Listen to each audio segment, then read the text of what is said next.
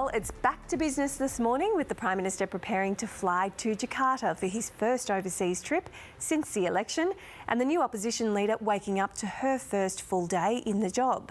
Sussan Ley will begin assembling her front bench after becoming the first woman to lead the Liberals in the party's history. And in separate news, the Electoral Commission has launched a probe into how more than 1,800 ballots were taken from a home from a polling booth after the May 3rd election count.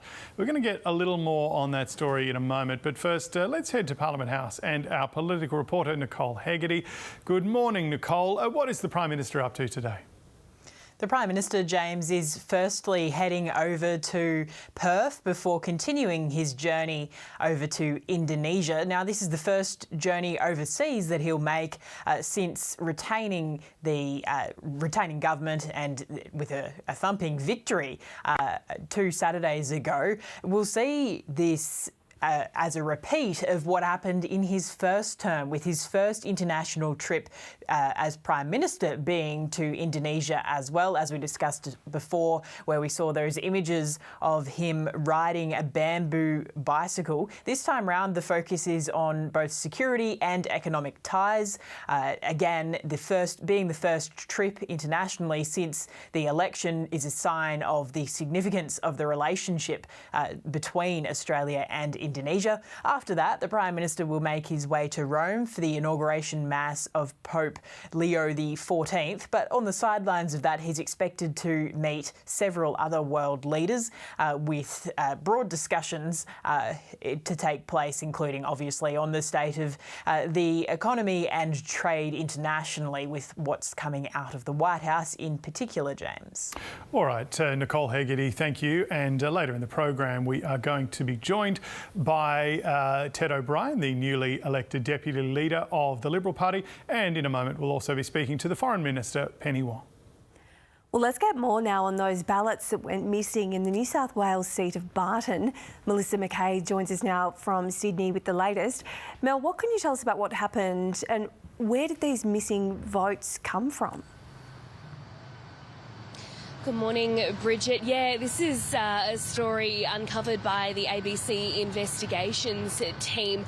1,866 ballot papers from the seat of Barton were found in the home of a temporary AEC worker last week, taken home, as you've said, after the May 3rd election.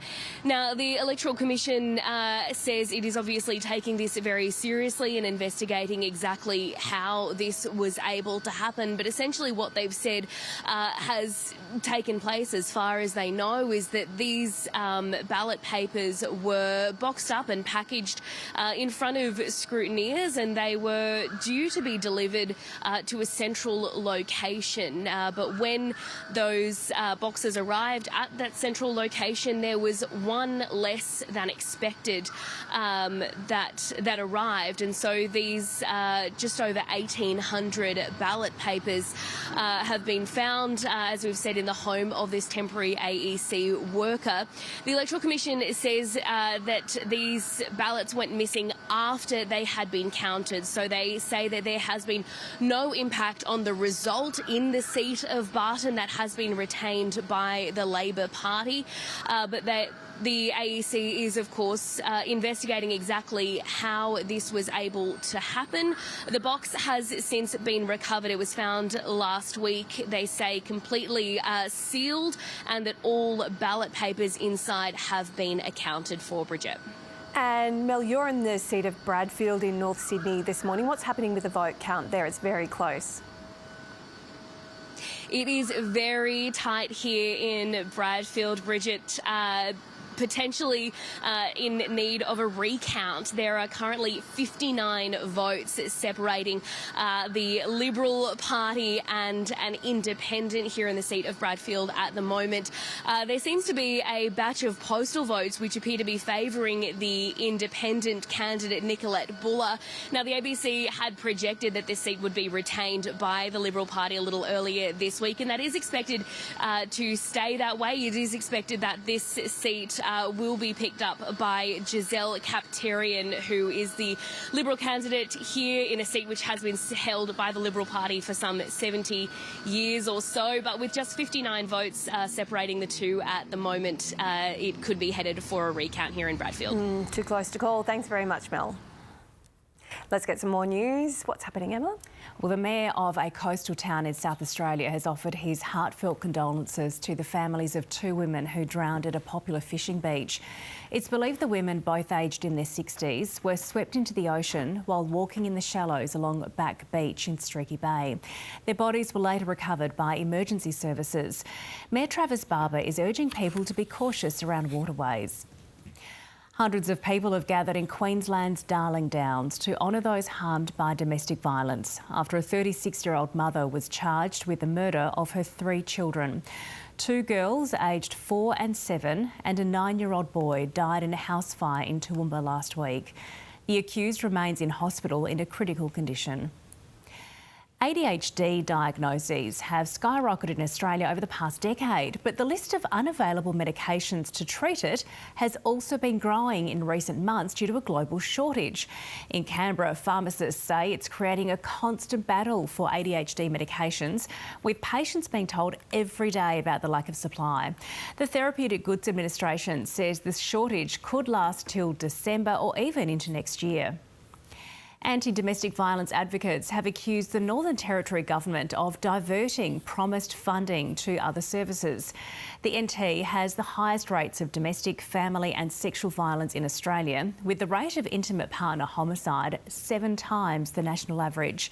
In its budget handed down yesterday, the country Liberal government allocated an extra $36 million to combat the crisis, but experts say the funding is going to the wrong places.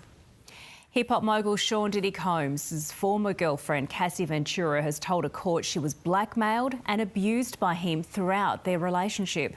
The singer and actress testified as a star witness in the trial in New York, recounting grim details of the alleged violence, including at Combs' drug-fueled parties.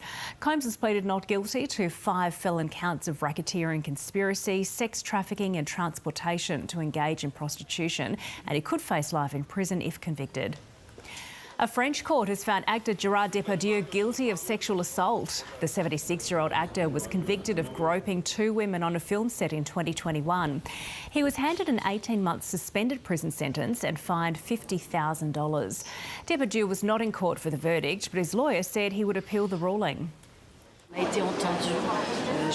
We have been heard. Justice has been done. We have been waiting years for it to be done, but justice has done its work.